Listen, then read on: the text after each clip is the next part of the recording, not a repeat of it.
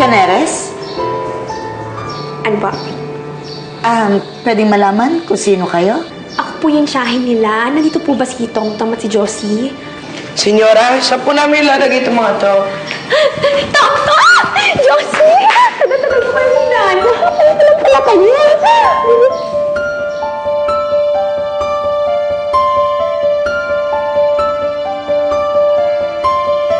Iwan niyo nga po kami. Rosie, ba't naman ganyan ka sa akin? Hindi mo ba ako na-miss? Miss, anong mamimiss namin sa'yo? Yung pang-alipusta niyo sa amin? Ito naman. Grabe ka naman eh. Para namang wala tayong pinagsamahan. Parang hindi naman kayo... Hindi ko kayo nakasama ng matagal na panahon.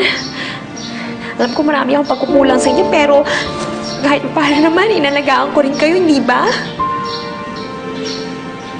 Sino ka ba? Senyora, siya po yung madalas ang sinasabi ko sa inyo. Siya po yung dahilan kung bakit napadpad po kami dito.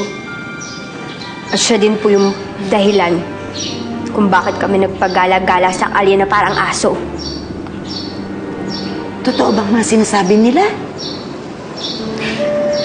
Hindi ko po ikakaila na marami po akong kasalanan sa kanila. Naging masamang mataas na po ako, pero lahat po yun pinagsisisihan ko na. Siyang arte niyo lang yan.